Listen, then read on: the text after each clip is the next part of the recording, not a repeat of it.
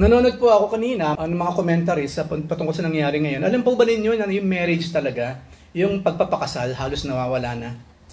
Ang laki po ng porsyento ngayon. Magkasama, hindi kasal. May mga anak ng lumalaki, hindi kasal. Isa po yan sa sinisira ni Satanas. God instituted marriage himself personally nang pagsamahin niya si Adan at si Eva. Ano nangyayari ngayon through Satan at sa mga taong nais namang sumunod sa kanilang mga laman? Nawala na yung sanctity ng marriage. Nawala na yung kahalagahan ng kasal. Lalong-lalo na sa panahon natin ngayon. Alam niyo po ba na merong lugar sa West, tinanggal na yung boy sa scout. Scouting na lang. Kasi pag boy, boy lang nga raw eh. Kung girl naman, girl lang. Pag tinanggal mo yung dalawang gender na yan, pwede ka na magpasok ngayon ng iba pang gender. Gay scout. Tomboy scout. Nakita niyo yung ginagawa ng mga tao ngayon? Silang mga supposedly nagtuturo ng katotohanan, education sa mga bata. It is them na ginagamit ni Satan at ng mga demonyo para yung mga institutions na yun, educational institutions, wasakin nila yung kinabukasan mismo ng mga bata. Dumaan sa philosophy yung bata, ang kinalabasan, atheist. Hindi naniniwalang may Diyos. How come? Nag-aral na engineering, merong philosophy equals atheism. Kaya yung mga educational institutes na yan sa buong mundo, yung mga teachers na yan, immoral na mga teachers, mga unethical, unbiblical, unspiritual teachers, malaki ang pananagutan nila sa ating Panginoon sa uling panahon. Yun ang nangyayari ngayon sa US, yung mga Ivy League na mga universities. Paano nakalagpas yung mga pro-terrorists sa school? Nagsusuot pa sila ng bandana ng grupo na yun, terrorist group. Isinisigaw pa nila, death to America, death to Israel. University! Mga batang ginastosan ng mga magulang, ng limpak-limpak na salapi, at ginagastosin din naman ng tax at ng mga mayayamang mga tao, binibigyan sila ng pera para makapag-aral. Tapos yun ang kinalabasan. That is the kind of generation, God forbid, dadat na ng mga anak natin. Especially ng mga bata. That will be the generation. Alam niyo po ba, nung pinapanood ko yun, ang concern ko ganito. After 10 years, 15 years, malaki ang possibility itong mga taong ito na sumisigaw ng death to America, death to Israel, at hindi, siyempre, of course, they are anti-Christian, anti-Bible, mauupo sila sa posisyon. Sa positions of power. Ano gagawin nila pag upo nila at nagkaroon sila ng ganung klase ng kapangyarihan? They are paving the way for the Antichrist. No wonder sa aklat po ng Revelation, halos walang resistance ang mga tao nang ihihag ni Antichrist ang kanyang sarili. Walang resistance. Ang tanging magre-resist, yung mga taong maiiwan after ng pag-uusapan natin, they will resist these people and they will resist the Antichrist himself. Yes, the Antichrist is real. Nasa Bible po siya. At maraming nagsasabi, malaking possibility he is already alive now. Me, myself, yun ang inisip ko kasi I can see the signs. Lalong-lalo na yung mga kabataan, yung mga bagong generation. Kasi sabi ng Panginoon, in future times, talagang dispalinghado ang kaisipan, ang morality ng mga bata sa huling panahon. The family, sa mga panahon na yun, will disintegrate. Nagdedemandahan. Yan, matagal na nangyayari, mag-asawa, nagdedemandahan, di ba? Isipin, pinagsama ng Diyos. Ikaw si Adan, ikaw si Eva, pinagsama, isa kayong flesh. Tapos nagdedemandahan sila. Look at this. Napakapalinghadi, di ba? Meron muna mangyayari before that. At yun po yung good news. Ang pamagat po ng mensahe today ay ang pagdagit o yung pong the rapture. I have no idea kung nowadays itinuturo pa sa mga churches yung patungkol sa end of days, yung pag-usapan natin, yung Revelation, which is also eschatology, end of days, at tung rapture. Hindi po kasi pwedeng pag-usapan yung end of days, yung eschatology na tinatawag, nang hindi dadaanan ang rapture. Because magkasama po itong dalawang ito. Magkasama sila. But I hope, sa marami pa rin mga churches, nagtuturo ng ganito. Especially nowadays. Yun ang hope ko, mga kapatid. Kayo na rin siguro, tingnan ninyo yung mga churches sa Pilipinas, kumustahin niyo yung mga kapatiran doon. Ano ang pinag-uusapan nyo sa church? With all these things that's happening around us, ano pinag-uusapan nyo sa church? And I really, really hope and pray, pinag-uusapan na nilang lahat ng body of Christ around the world, yung patungkol po sa mga bagay na ito. Kung napanood niyo yung mga Hollywood movies, yung Left Behind, meron kasi mga pelikula, Christian movies, na yung rapture ang pinag-uusapan. At yung last time nga, naging pelikula ni Nicolas Cage, yung Left Behind. Yung kasing storya nun, biglang may mga tao around, biglang nawawala. Kumakain, biglang nawala. Naglalakad, biglang nawala. Nalaglag lang na yung mga damit. Yung eroplano, bumagsak. Why? Yung piloto, biglang nawala. Yung barko, biglang kung saan nagpunta. Kasi yung kapitan, nawala rin. Yung stewardess, magdadala na sana pagkain, nawala. Kaya nangingihinayang ngayon yung mga tao. Gutom na. Yun po yung kwento ng rapture na according sa Hollywood, ganun daw ang mga mangyayari. Nung bago po akong Kristiyano, kasi nanggaling yun sa aklat ni Hal Lindsey nung araw. Isa siyang sikat na Christian, yung nga sinulat niya yung aklat na Left Behind. Nung bago ako, syempre, malay ko naman sa sinasabi ng Biblia patungkol sa rapture. Yun nga ang mga kwento niya. Napaka-action filled. Lately ko nalaman, nung nagbabasa na ako talaga ng Bible, na fiction tong pagkaka-depict niya ng end of days. Hindi ganun pala ang end of days. Hindi pala ganun yung rapture pala, yung rapture yung pagdagit. So in order for us, na kung sakali nakakapanood tayo ng mga pelikula patungkol sa rapture, sa pagdagit, biglang nawawala yung mga tao around, it's better for us to go back to the source. Kasi I'm telling you, halos lahat na mapapanood nating Christian-based na mga movies, hindi accurate. Hollywoodized na klase ng mga kwento. Ang rapture po, nasa Biblia.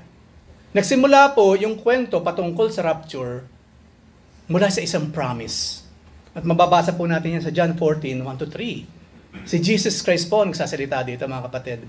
Kung babasahin po ninyo yung John 13 hanggang 17, yan po kasi yung mga huling araw na ng Panginoon, huling gabi.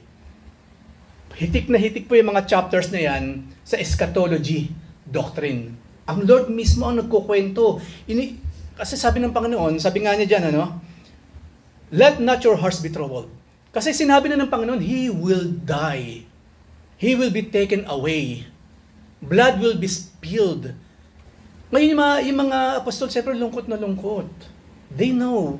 Ano yung sinasabi ng Panginoon? Remember po yung eksena ng sabi ng Panginoon, kinakailangan ng pumunta sa Israel because kinakailangan ng mamatay ng anak ng tao. Hindi po ba pinigilan sa ni Peter? Si Satan ang pumipigil through Peter. Hindi po pwede mangyari sa iyo, Panginoon. Ano sabi ng Panginoon? Satanas, wala kang kinalaman sa business ng Diyos, lumayo ka, lumayas ka. Ang kinakausap niya sa Satan na bumubulong ng kasinungalingan kay Peter by that time. So ito ngayon yun. Alam na alam nila na pupunta ang Panginoon doon. Ang tanging reason kung bakit siya babalik ngayon doon, to die for all of our sins. We know the crucifixion. Alam na natin yung nangyari kung paano siyang pinahirapan bago pa siya ipinako sa krus. So ito ngayon yung eksena ngayon. Kitang-kita ng Panginoon sa mukha ng mga apostol, yung ganung klase ng kalungkutan. Kaya sabi ng Panginoon, let not your hearts be troubled. Believe in God, believe also in me. For me, this is one of the sweetest words na sinabi ng Panginoon sa kanyang mga apostol. At sinasabi rin naman niya sa atin. Sabi niya, in my Father's house are many rooms or dwelling places. If it were not so, would I have told you that I go to prepare a place for you? Verse 3, and if I go and prepare a place for you, I will come again, I will take you to myself. Why? That where I am, you may be also. Nakita natin dito ang Lord, ganun niya tayo kamahal. Ang gusto niya, kung saan siya naroroon, nandoon din tayo. And definitely, God is not in hell. Where is God? God is in heaven. Yun ang gusto ng Panginoon sa atin. Regardless sa lahat ng ating mga pagkukulang sa ating Diyos, hindi naaapektuhan yung pag-ibig ng Lord sa atin. Ang pag-ibig po ng Diyos hindi nakadepende sa kakulangan natin. Nakadepende lamang ang kanyang pagmamahal sa kanyang sarili. Doon sa decision na ginawa niya before the world was created. And that is, He loves us.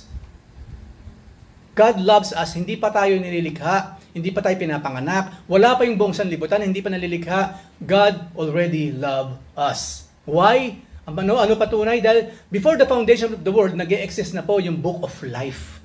At meron ng mga pangalan nakasulat doon. Hindi pa nalilikhang sanlibutan, wala pa tayong lahat, nandun ang Book of Life, ang ating mga pangalan, nakasulat na sa Book of Life. Yung pong Book of Life, hindi yun nalalagay ng pangalan, nung, tumanggap si Rolando, tumanggap siya, isulat ang kanyang pangalan sa Book of Life.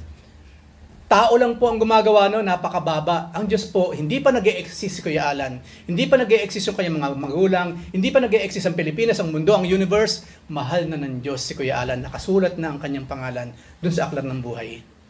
Because He is God.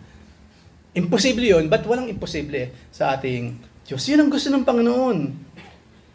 I will come again and I will take you to myself, that where I am, you may be also. Tayo ba ganun din sa Panginoon, mga kapatid? Lord, pupunta po ako ng Canada. Lord, dun ka rin, ha?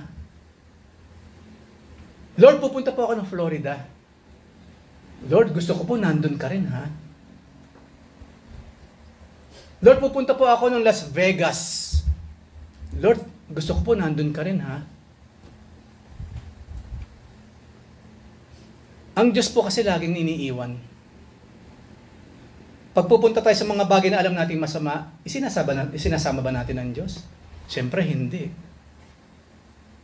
Tago-tago pa nga tayo, di ba? Kala mo naman, hindi mabubuking. Yung pong size ng mundo, hindi enough para makapagtago ng kalokohan. Hindi po enough yung laki ng mundo para maitago ang lahat ng klase ng kalokohan, mga kapatid. Laging mabubuking po yan. Lagi at laging mabubuking. Hindi po pwedeng hindi mabubuking. Kasi ang Diyos mismo ang magbubuking. At ang Panginoon po, kapag siya ang nag-reveal ng mga ginagawa nating kasalanan, malaking kahihiyan po ang gagawin niyang eksena. He will reveal it to all.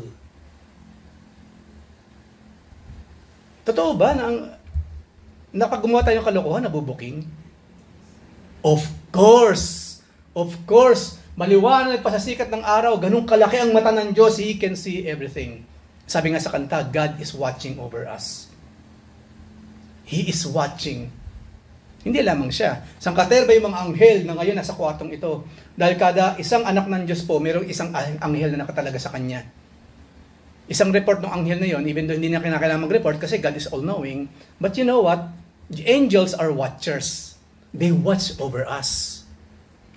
Kaya minsan nadudulas ka na, biglang hindi ka natuluyan. Meron kang guardian angel because of that. No? Kaya hindi natuloy yun.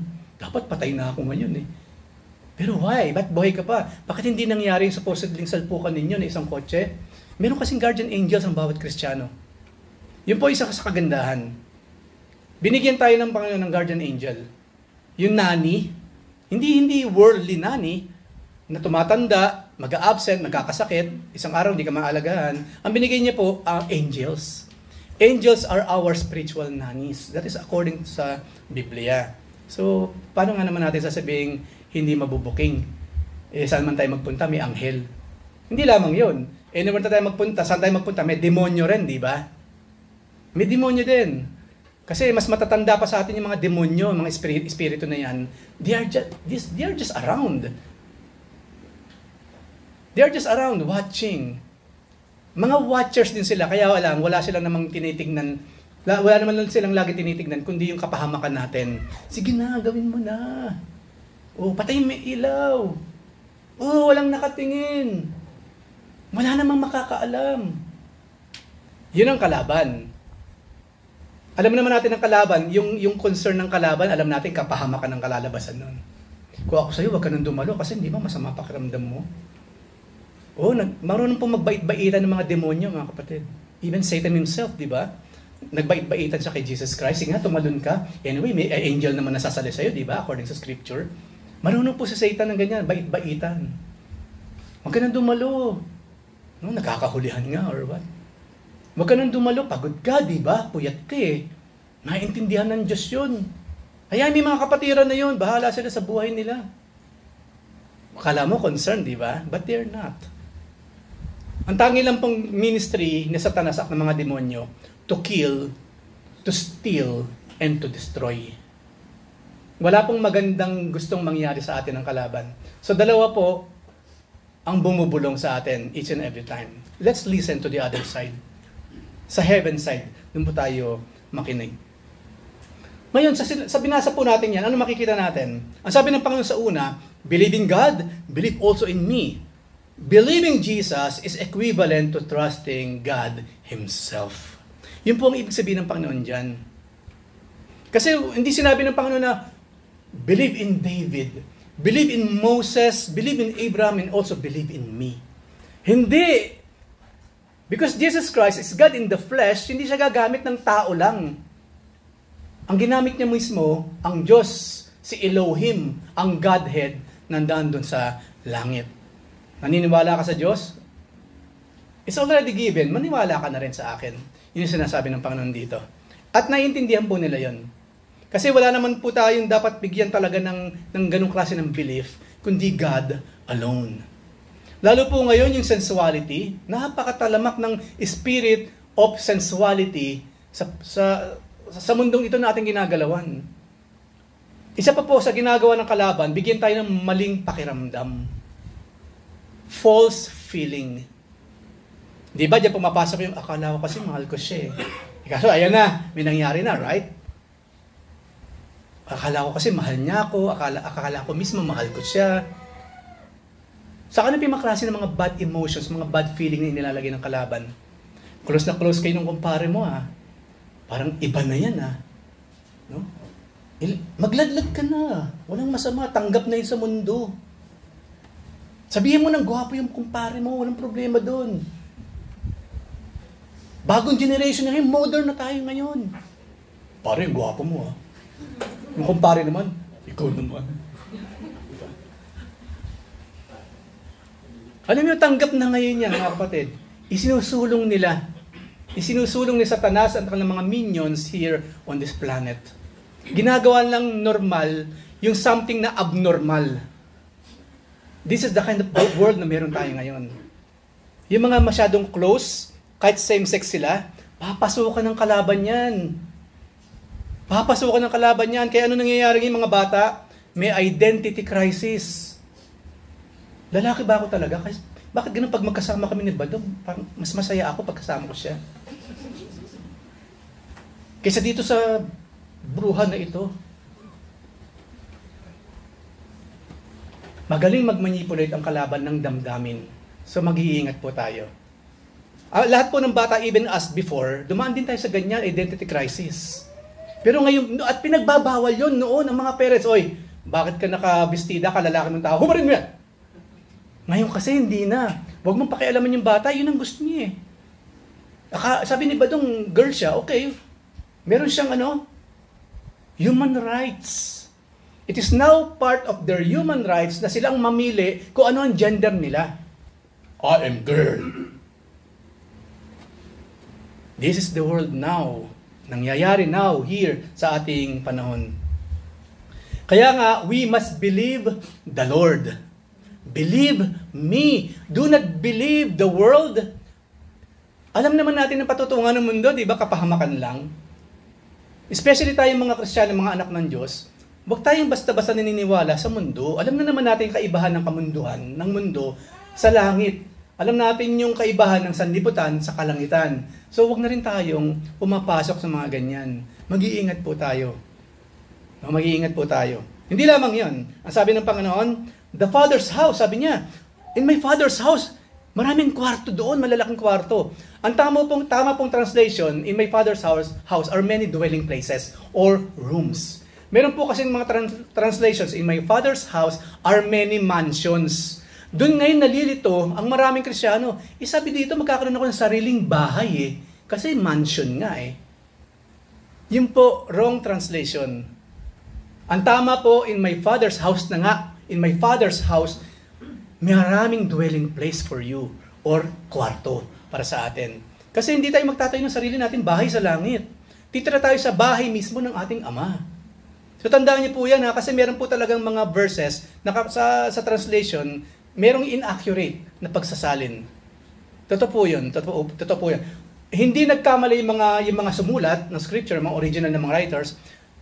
Anyway, along the years, may mga translators naman nagkakamali rin. Kaya nga po maraming translators, sila mismo, nag-uusap about this. So hindi pa rin tayo dapat na mag-alala. As long as tayo aral din naman sa Biblia, we know na something is wrong dito sa verse na ito.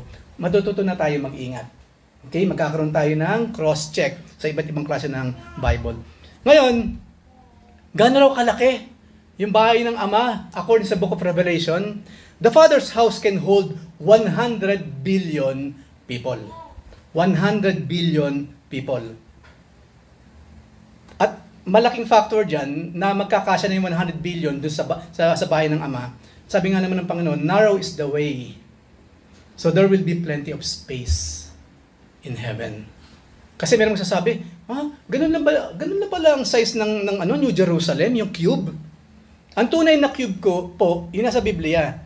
Yung New Jerusalem po, kasi napaka-excited ko. Yung New Jerusalem po, yung size niya nasa Bible, nasa Book of Revelation.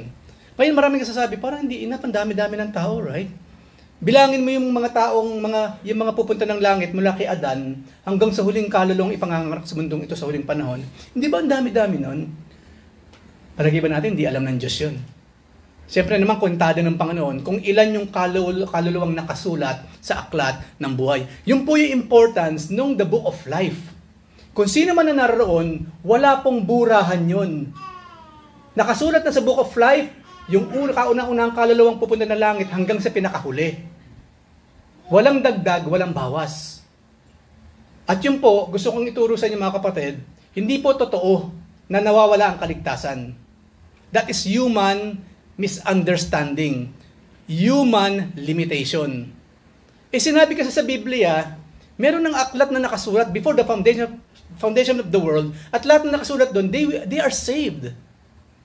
At hindi lahat na nakasulat doon, siyempre lahat na nakasulat doon, hindi perfect. Wala namang perfect, even Adam, lahat ng mga propetang nabuhay, even Paul himself, hindi po sila perfect.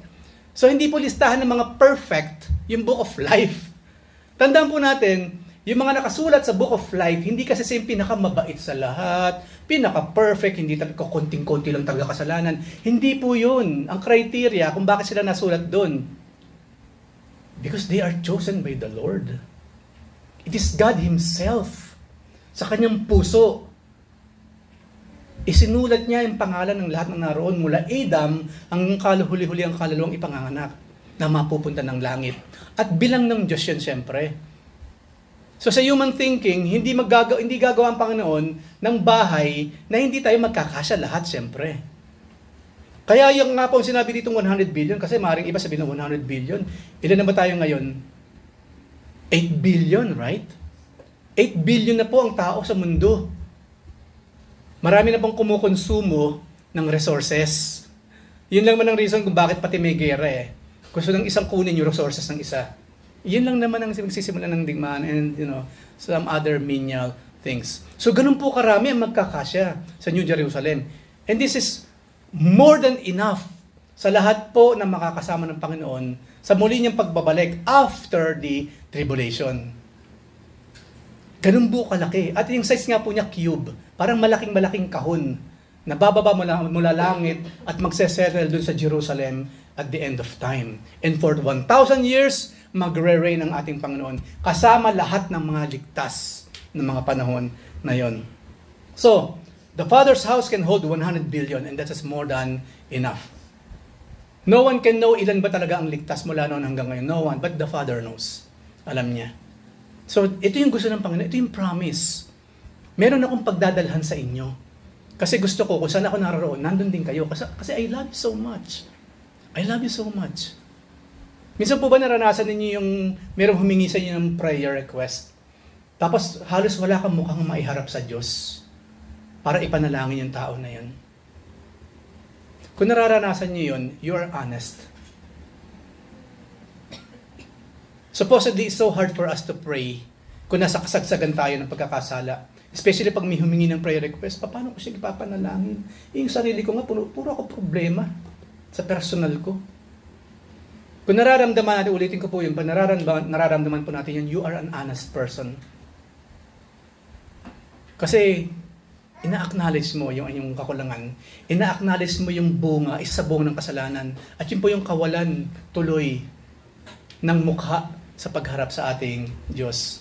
But then again, sa kabila ng lahat, we really have to pray pa rin para dun sa tao na yon. So it's okay. It's okay na kapag tayo nagpe-pray or merong humingi ng prayer meeting na kailangan, talagang ikaw naman, alumpihit kang ipag-pray kasi alam mo, dapat kung meron man ako ipag-pray, dapat sarili ko lang muna. That's good. Then do your part. Do your part, ipakita mo sa Panginoon regardless Panginoon ng aking kalagayan. Since mahal mo ang taong ito, ilalapit ko po siya sa inyo. And I believe, nandun ang kapatawaran ng ating Panginoon. He will fix things na hindi natin kayang i-fix sa sarili nating mga buhay.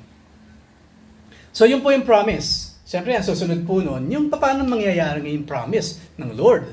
Yun nga po, doon pumapasok yung we will be caught up. So dito po natin pag-uusapan saan naroon sa Bible yung patungkol sa rapture, sa pagdagit ng ating Panginoon. Si Pablo po ito through the inspiration of the Holy Spirit. 1 Thessalonians 4:13 hanggang 18. But we do not want you to be uninformed. Sige, bigyan ko po kayo ng konting kwento bago yan. Ito po kasing kwento. Ito po mga taga-Thessalonians, mga model Christians po ito. Napakababait na mga Kristiyano.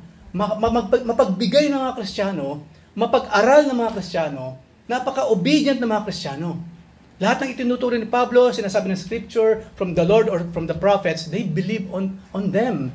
Ganun po kabuti, kaigi itong church na ito. Ngayon nga lang po, ang isa sa problema dyan, meron pa rin mga false teachers. Kung mababasa po ninyo ang Biblia, lahat ng mga simbahang pinag-uusapan doon, alam niyo po ba ang number one problem ng mga simbahan?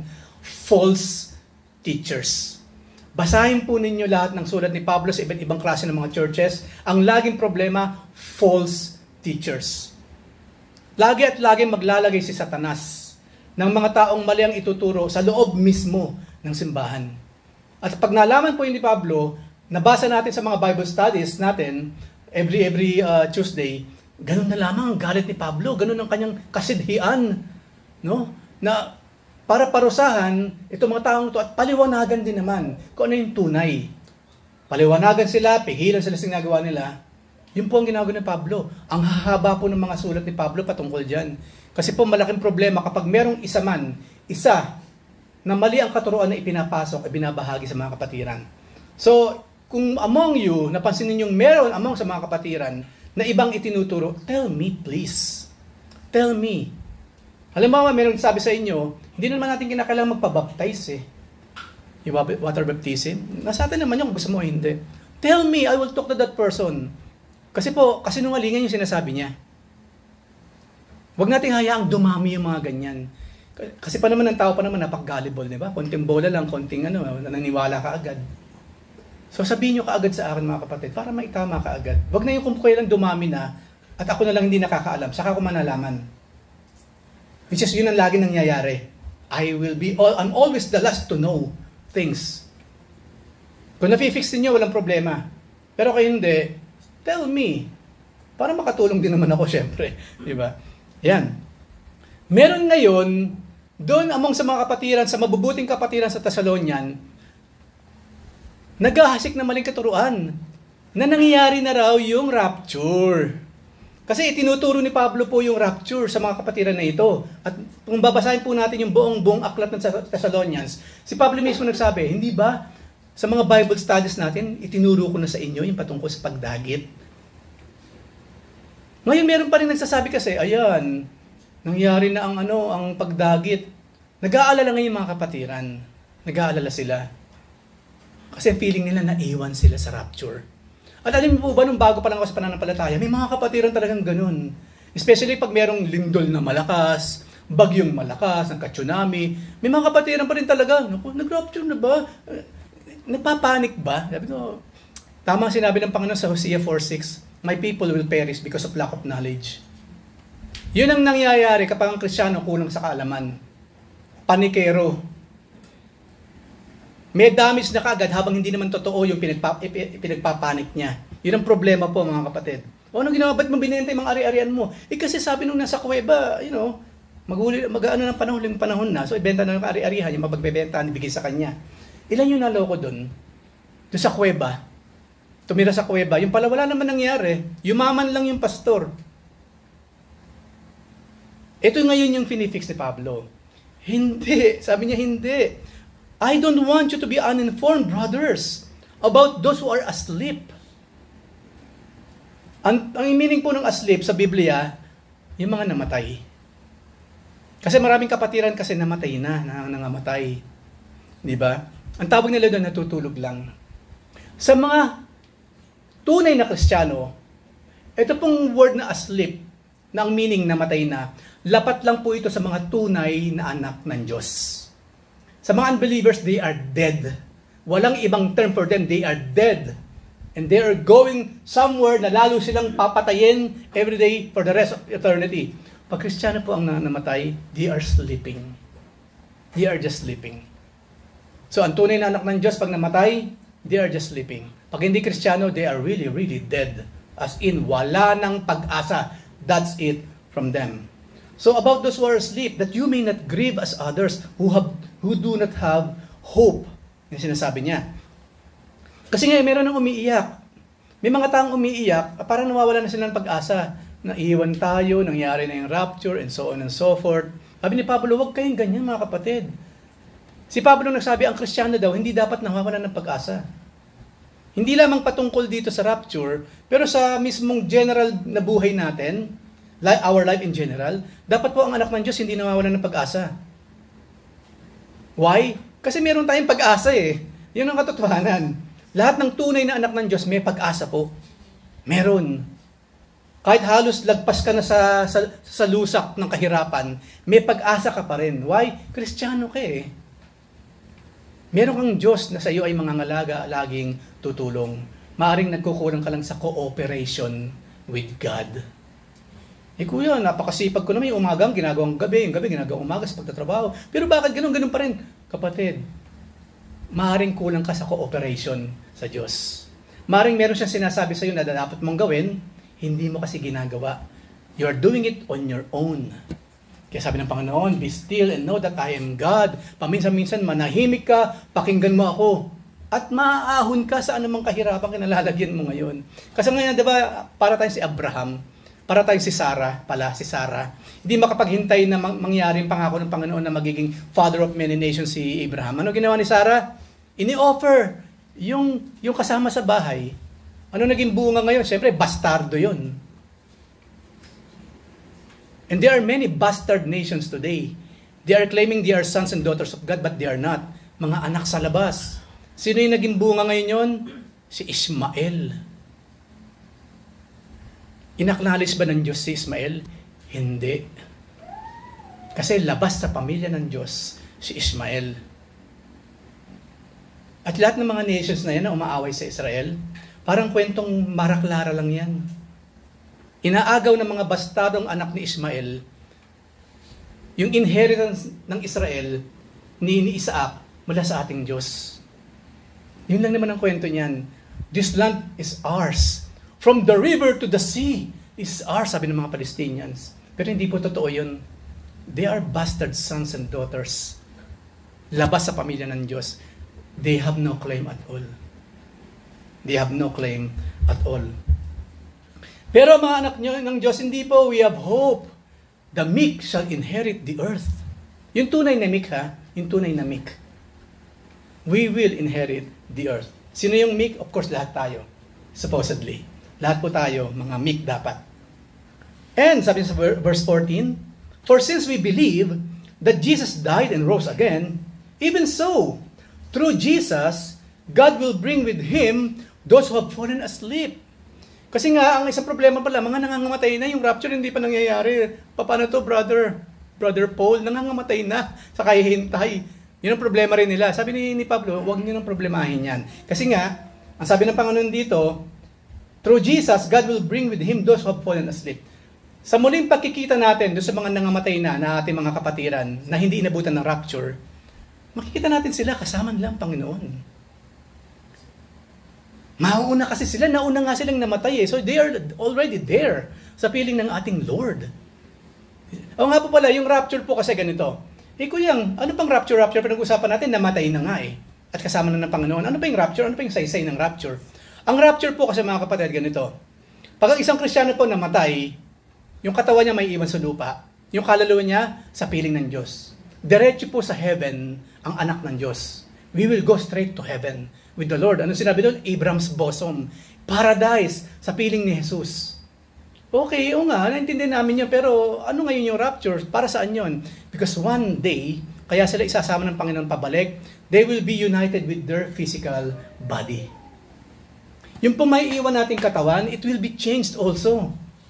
I think hindi lahat nakakaalam nito. Even me before, nalilito ako, bakit ganito? Nakakalito talaga ako, yan dito. Paano nangyayari yun?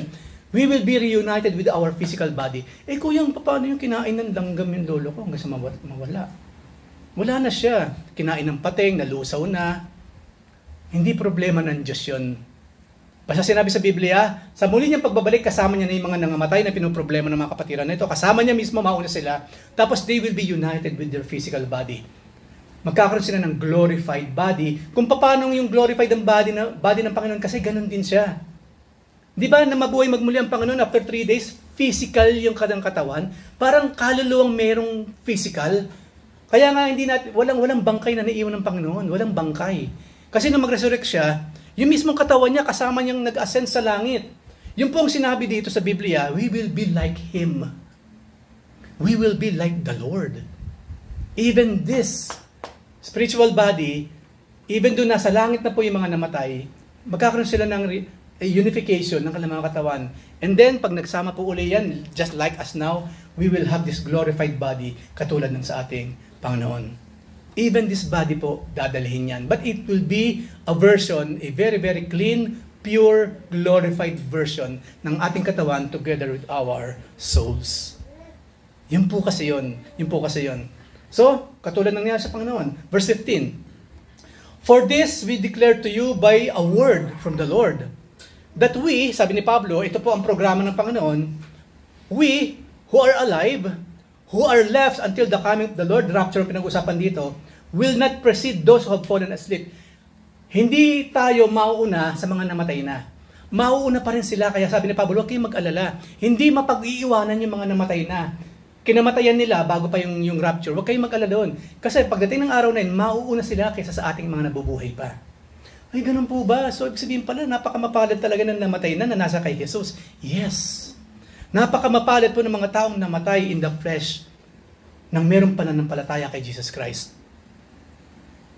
So sa Kristyanismo po, napaka-fair ng ating Panginoon.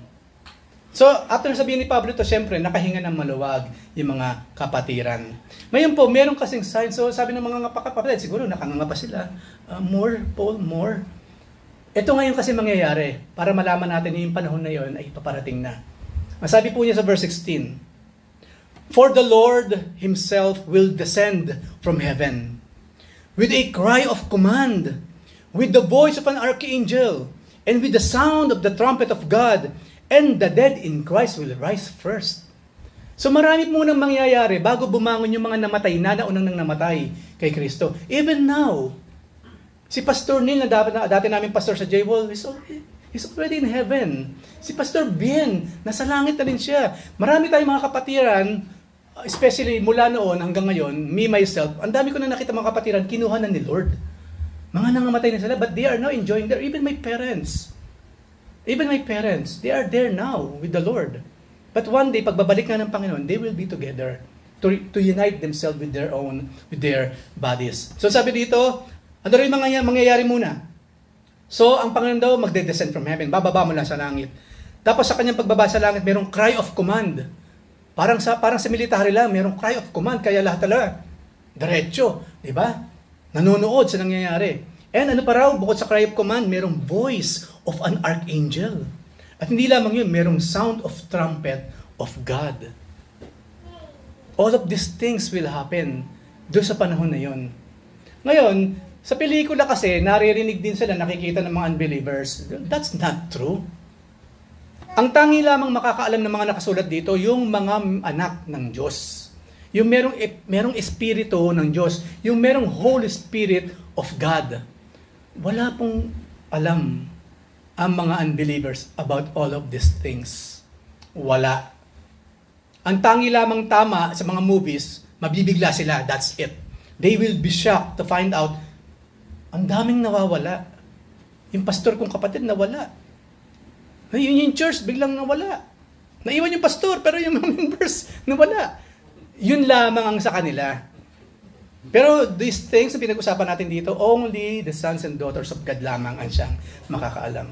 So ano raw, mauuna sila, kasama sila ng Panginoon, yung mga nangamatay niya, verse 17. Then, ito ang good news sa ating mga buhay pa, sabi ni Pablo by that time, then we who are alive, who are left, mga naiwan, ito ngayon, we will be caught up, we will be raptured together with them in the clouds to meet the Lord in the air. And so we will always be with the Lord. Sabi ni verse 18, therefore encourage one another with these words. Look at this. Nangako ang Panginoon kasi, in my Father's house are many rooms. Pupunta ako doon para hindi na kayo magdadala ng semento, hindi na kayo magpapadala ng hollow blocks. Ako na bahala, magpe-prepare na nga ako sabi ng Panginoon. At ito ngayon, yun yung dadatnan, ito yung mangyayari bago yung promise na yun. Ang Lord mismo ang sasalubong sa atin sa alapaap. Hindi niya ipapadala si Michael. Angel Michael, salubungin mo aking mga anak. No, hindi. Moses, wala akong ginagawa. Salubungin mo sila. Moses, Abraham, David, salubungin mo sila. No. Ang gusto ng Father, siya mismo ang sasalubong sa kanyang mga anak. Because He is such a good Father. Dahil mahal na mahal tayo ng ating Panginoon, siya mismo ang susundo sa atin. Ngayon kasi, hindi ba, uso na yung proxy na lang Pwede pa kasundo mga asawa ko dun. Di ba, kadalasan nasalay na tayo ng ganun Iba yung nag-aasikaso sa asawa natin. Iba nag-aasikaso sa mga anak natin. Pero ang Lord po, hindi siya nagbago. Ako mismo ang susundo sa airport, sa kalangitan.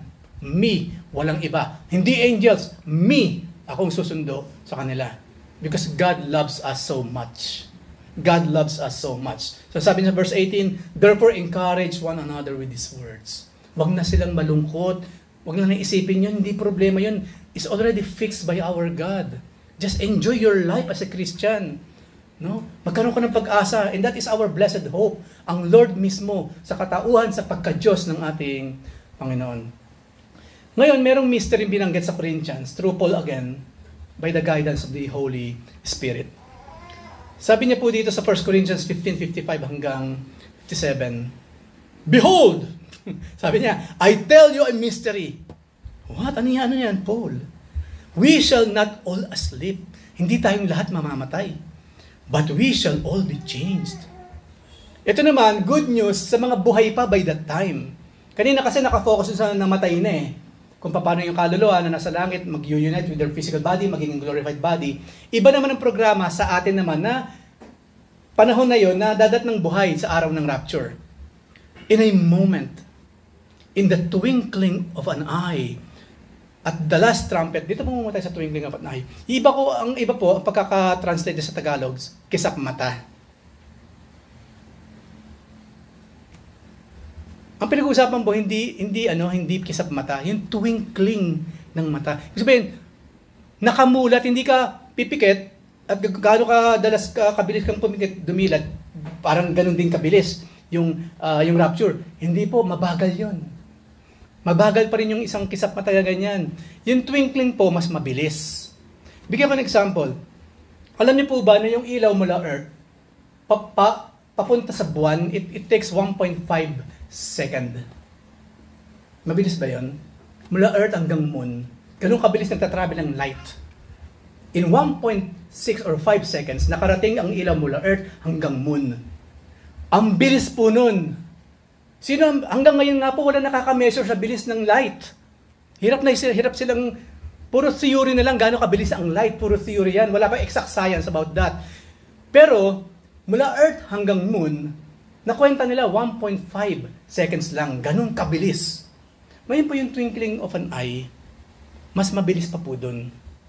Ang pinag-uusapan ba dito, mula sa surface, kunyari may liwanag, mula sa surface ng iyong mata hanggang makarating sa retina, yun yung bilis na pinag-uusapan natin. Walang makameasure nun. But it's very, very fast. Hindi lamang, mas mabilis yun sa kisap mata. Yung twinkling of an eye, mas mabilis po yun. Ganun kabilis tayong mawawala kukunin ng ating Panginoon. Kaya wala na talaga makakapagdala ng makeup, pang retouch. Wala. Iwan po lahat yan. Yung girdle ko. Hindi mo madadala yan. Walang madadala. Walang madadala. Yung pang selfie ko, hindi mo rin madadala yung cellphone doon para mag-selfie. Walang madadala sa sobrang bilis ng pagdagit. Saka anyway, wala namang physical form na ng mga bagay tayo madadala. Kasi interesado lang ng Diyos sa'yo. Hindi sa kung meron ka pa. God doesn't care kung meron kang cellphone. God doesn't care kung may kotse ka. Kung marami kang ginto sa katawan, mukha ka ng may sakit. God doesn't care with all those things na meron ka. God is only interested in you alone. Ganon tayo kamahal ng ating Panginoon. Sana ganon din ang tao sa kapwa-tao, no? Napakawalang bias. No? Napakawalang bias. In a moment, in the twinkling of an eye, at the last trumpet, magkaroon daw.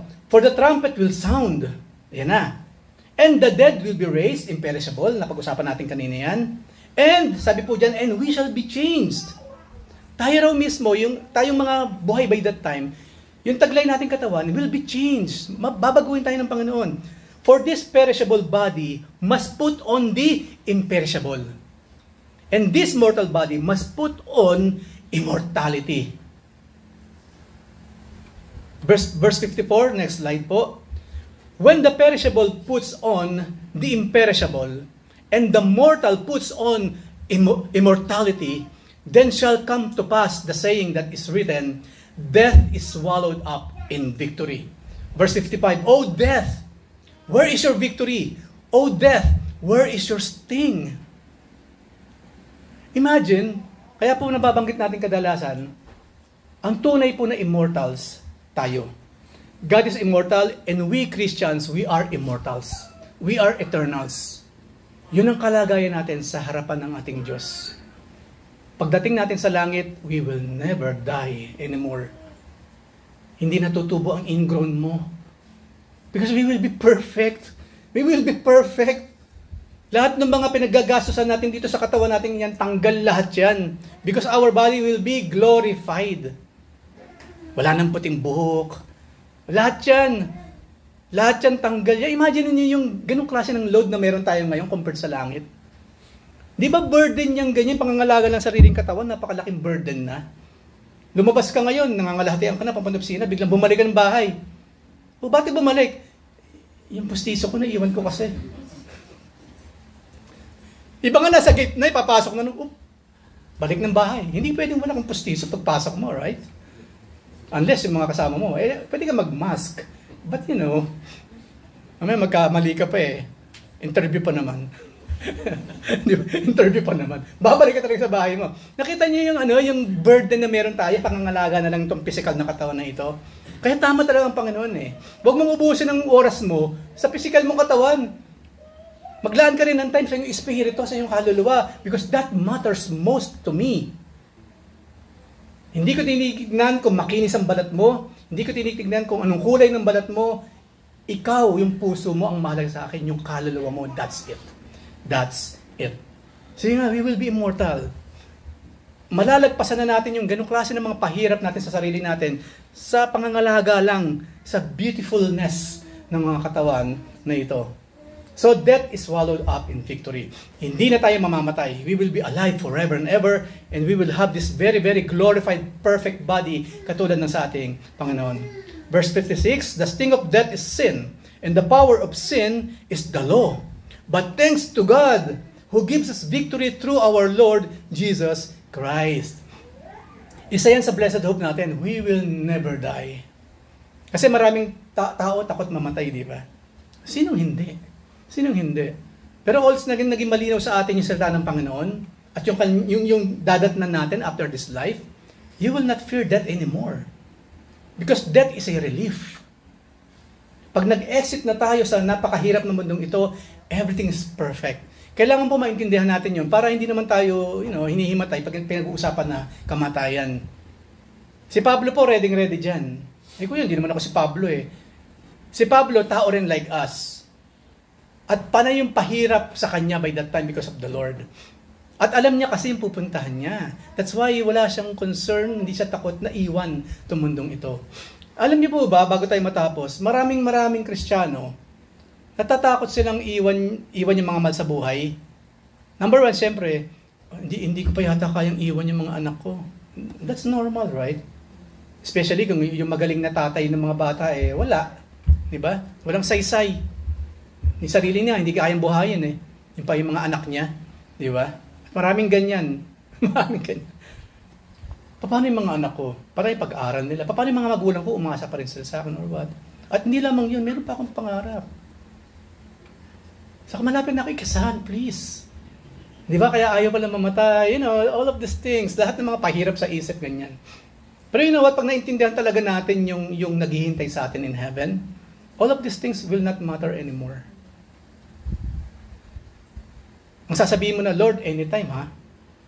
Lord, kung gusto mo akong iwan, anytime, Lord. Anytime. Why? Because you really, really understand yung anumang pangako ng Panginoon na naghihintay para sa iyo. So, basahin po natin lastly yung 1 Corinthians 15:58. Kaya sabi natin kapatid ni si Pablo for all of us, therefore, my beloved brothers, be steadfast, immovable, always abounding in the work of the Lord, knowing that in the Lord, your labor is not in vain. Kasi yung labor na ginagawa natin ngayon, yung service na ginagawa natin para sa Panginoon ngayon, it is incomparable sa dadatnan natin pagdating doon sa langit. Number one, sa heaven kasi nandun si Jesus Christ. Yun po ang ating tanging blessed hope, the Lord Jesus Christ. Pwede natin sabihin yung heaven, blessed hope yun, di ba? Heaven. But imagine a heaven without Jesus. That is not heaven anymore. So, ang tanging blessed hope ng Kristiyano is not really just heaven itself. Hindi lamang yung basta yung mga gintong lalakaran natin doon. Kasi po, lahat ng mga pinagagastosan natin ngayon para may bili, yung mga mamahaling hiyas, pagdating po sa langit, nilalakaran na lang yun. Nilalakaran. Ang mga perlas, magkano yung original ha? Original. Napakamahal. Doon po, gate lang yun. Gate. Kaya alam nyo, in a way, literal yung sinabi ng Panginoon huwag kayong mag-impok ng kayamanan dito sa lupa kung saan, tinutubuan ng mga kung ano-ano, hindi lamang yun, nananakaw. Mag-ipon kayo ng kayamanan sa langit. And that is our deeds, mga good deeds. Para nasa ganun, pag nangyari ngayon yung rewarding sa langit, yes, pagdating po natin sa langit, meron po munang rewarding. Meron pong special program sa mga faithful sons and daughters of God. We will be rewarded pa in heaven. Imagine ninyo, marami nga kapatid ang nagtatanong, kuya, heaven na yun. Ano pa naman ang kakailangan natin doon? Kumbaga, hindi nila ma-appreciate na pagdating doon, meron pang rewarding, meron pang mga crowns, putungan ng mga corona. Sabi ko sa kanila, alam mo kapatid, kasi yes, meron pa nakausap na ganun. Alam mo kapatid, kung hindi mahalaga sa iyo yung crowning, yung pagbibigay ng, yung programang yun sa langit, mahalaga yun sa Diyos. Yun ang sinagot ko sa kanya. Hindi mo ma-appreciate yun? Well, God appreciate that. So yung mga nararamdaman mo, yung iniisip mo, hindi mahalaga yan. Ang mahalaga, yung programa, yung gusto ng Diyos na mangyari on earth at yung mangyayari pa in heaven. Mga kapatid, heaven is not boring. Kung sa tingin ninyo boring ang heaven, maybe you want to go somewhere else. At that is very, very dangerous. Malaking warning po yan para sa atin. Kung ang feeling natin, heaven is boring. Kasi maaaring ibang gusto mong puntahan. But don't be. Sabi ng Panginoon, believe in me. You believe in God, believe also in me. That heaven is the best place for you to be. Para magkasama na tayo until the end. No end nga pala, until sa rest of eternity. So wag na tayo matatakot about death. It's just a doorway. Lagi natin ituon yung ating, sabi sa Biblia, di ba? I-focus daw natin ang ating mga mata sa mga heavenly things. If you want to appreciate heaven, and if you want to appreciate death na magiging doorway for us to go to heaven, ituon mo yung mata mo sa langit. Huwag sa mga bagay na nasa lupa. Then you will appreciate it. Yung mga taong lagi nakatingin sa meron sa mundong ito, hindi talaga na ma-appreciate ang langit. Kasi short-sighted sila. But not us. Not us. So, ang paningin natin sa langit, na sa ganun, lalo natin ma-appreciate, maparangalan ng ating Panginoon. Tayong lahat po, yung mukha tayo manalangin. Lord, thank you very much. One day, kukunin mo na kami finally from this earth. Maraming salamat, Lord. Sabi po ninyo, in heaven, there will be no tears. There will be no tears, no pain, no sorrow, no regret. Everything will be glorious, everything will be perfect. Thank you, Lord, sa inyong promise at thank you, Lord, sa programang binuo ninyo kung paano kami makakarating dyan sa inyong feeling. Kaya, Father, we love you so much. Napakaganda ng inyong mga adhikain para sa amin. Kaya patuloy ka namin pinararangalan, dinadakila. Ito po ang aming samot dalangin sa ngalan po ng inyong bugtong na anak na Jesus sa paggabay po ng inyong banal na Espiritu. Amen and amen.